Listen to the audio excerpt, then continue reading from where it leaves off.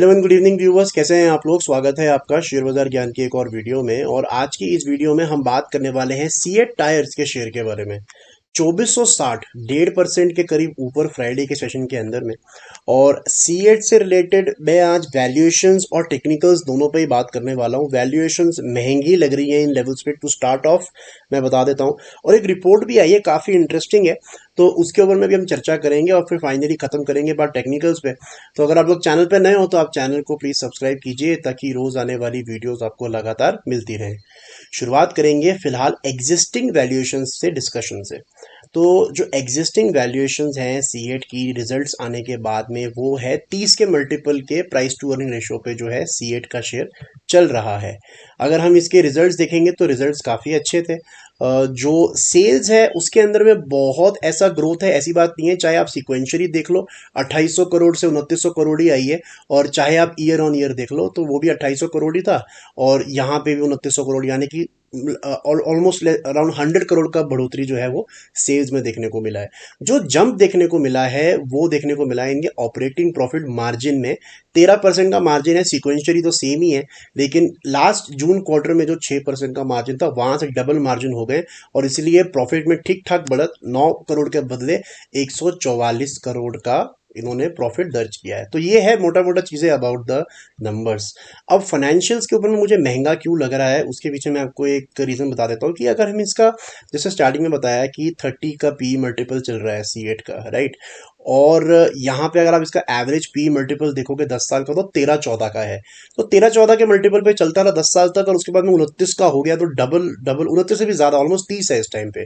तो almost double जो है इसका पी मल्टीपल इस टाइम पे चल रहा है। और एक रिपोर्ट आई है, काफी इंटरेस्टिंग है ये। कोटक ने रिपोर्ट निकाली है, कोटक इंस्टीट्यूशनल इक्विटीज और मोतीलाल ओसवाल फाइनेंशियल सर्विसेज, इन्होंने एमआरएफ के ऊपर में रिपोर्ट निकाली है। बेसिकली एमआरएफ के ऊपर उन्होंने अपनी सेल रेटिंग जो है बरकरार रखी है।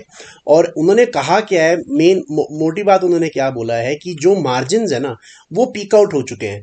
एमआरएफ की बात हो रही है यहाँ पे, अब सीएट टायर से कोई लेना देना नहीं है, लेकिन मैं आपको बताऊंगा कनेक्शन क्या है।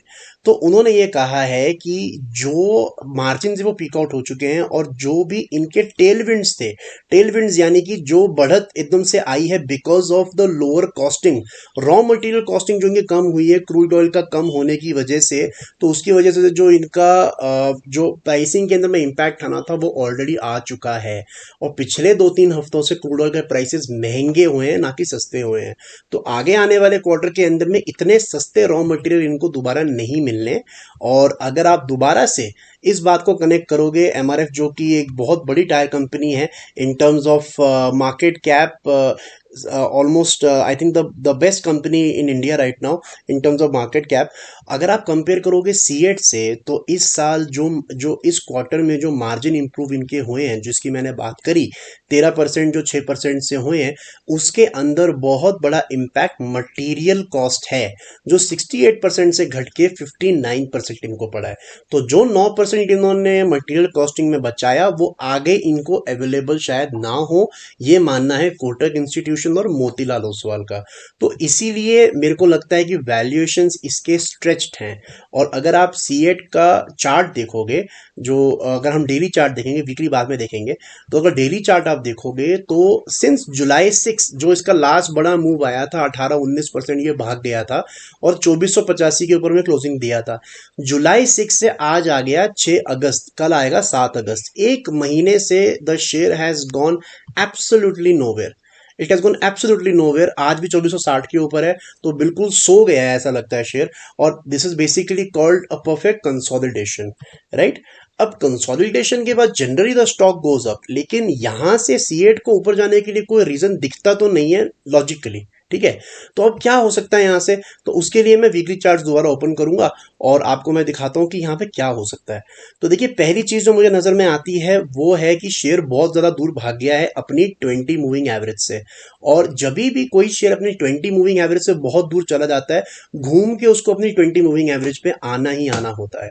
जो एक 20 मूविंग एवरेज है, चाहे डेली हो वो या वीकली हो, वो हमेशा एक स्टॉक का ट्रैक होती है। स्टॉक उससे दूर भाग सकता है, लेकिन ultimately it has to converge. जैसे आप यहाँ देख लो, it has gone away but it has to come back to its 20 moving average.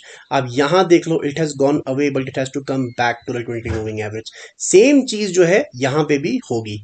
एक एक्सेप्शन है सीएट के अंदर में। एक एक्सेप्शन क्या है कि सेम चीज हुई थी अप्रैल और मई के महीने में।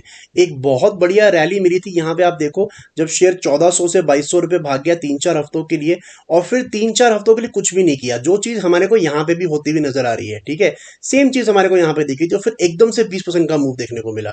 तो एक पॉसिबिलिटी ये भी है कि यहाँ से ये और चला जाए ऊपर, लेकिन उसके चांसेस कम है बिकॉज कोई लॉजिक उसके पीछे नहीं है।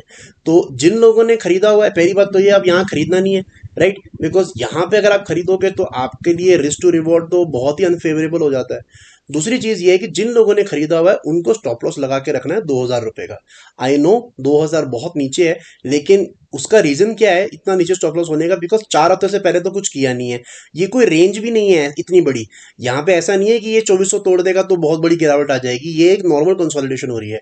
तो stock has not done anything in the last 3-4 weeks, तभी हमारे को जो स्टॉप लॉस है वो काफी नीचे लगाना पड़ रहा है। सो आप 2000 का स्टॉप लॉस लगाओ और बैठो शांति से, और 2000 टूटेगा तो निकल जाना। अगर ये यहाँ से जो मैंने बताया आपको कि यहाँ पे एक अच्छा मूव आया था आफ्टर 3-4 वीक्स ऑफ कंसोलिडेशन, अगर वो रिपीट होता है तो बढ़िया है, मजे हैं, वहां पे आप और पैसा कमा सकते हो।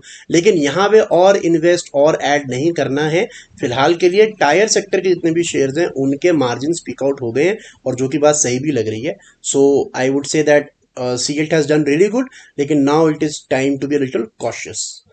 तो दोस्तों ये था मेरा आज का video on CEAT. I hope आपको लॉजिक और लेवल्स जो है वो क्लियर आउट हो गए। कोई सवाल है तो आप कमेंट सेक्शन में जरूर डालें। मैं मिलूंगा आपसे अपनी अगली वीडियो में, तब तक आप अपना ख्याल रखें। All the best guys.